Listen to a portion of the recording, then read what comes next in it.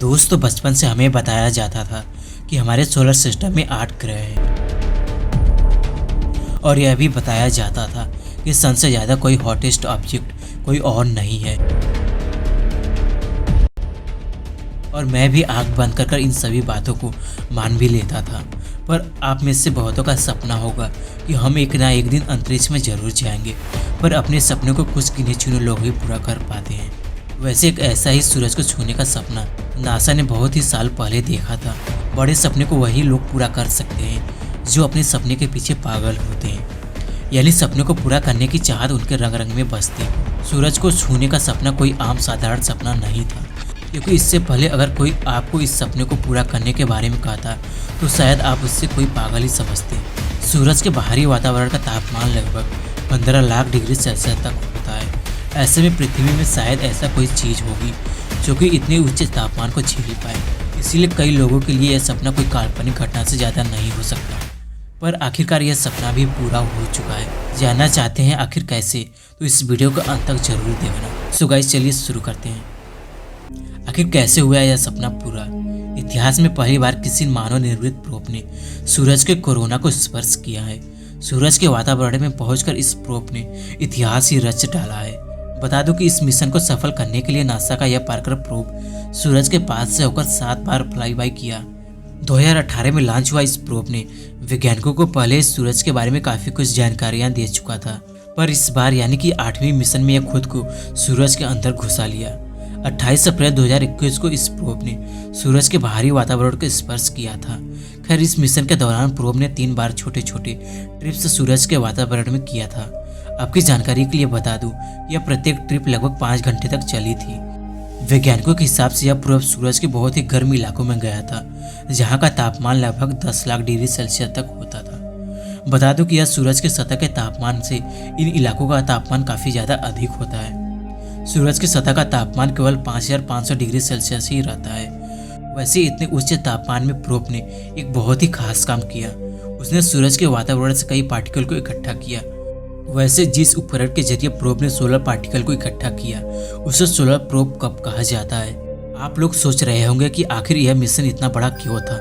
दोस्तों पृथ्वी की उत्पत्ति से लेकर आज तक हमने सूरज को सिर्फ दूर से ही देखा है। सूरज का तेज इतना है कि आप इसके निकट कभी जाने की सोच भी नहीं सकते।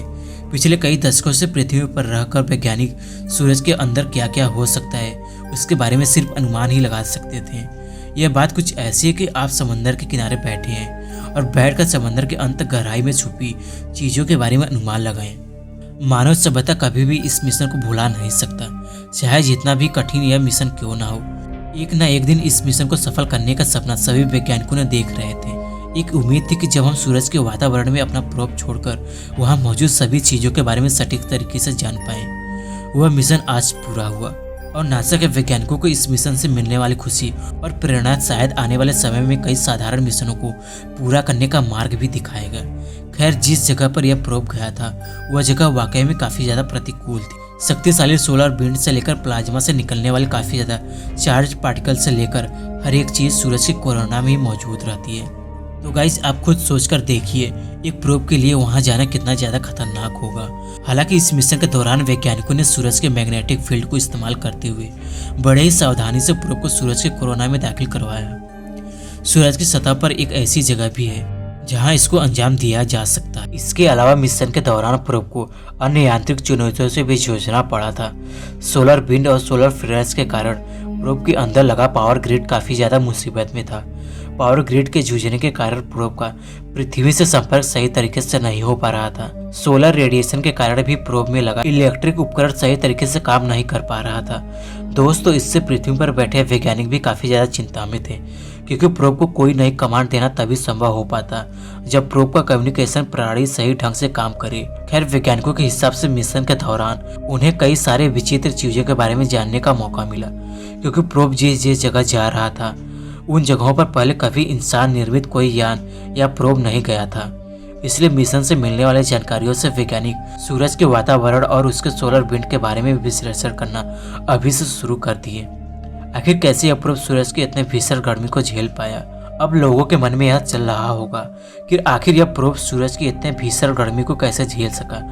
तो चलिए इस सवाल के उत्तर को भी जान लेते हैं। वैज्ञानिकों ने प्रोब की सुरक्षा के लिए एक हीट शील्ड का निर्माण किया था, पर इतनी सुरक्षा प्रोब के लिए काफी नहीं था। सोलर प्रोब को आपको सही सलामत रखने के लिए उन्होंने इसे सफायर टंगस्टन, मोलिब्डेनम और नियोबायाम से बनाया गया था। बता दूं कि यह पदार्थ आसानी से पिघलते नहीं है और यह सूरज के तापमान को भी झेल सकता है। सो गाइज आज के लिए बस इतना ही। सो गाइज मैं मिलता हूँ आपसे एक नए वीडियो में नए टॉपिक के साथ। तब तक के लिए bye guys and take care.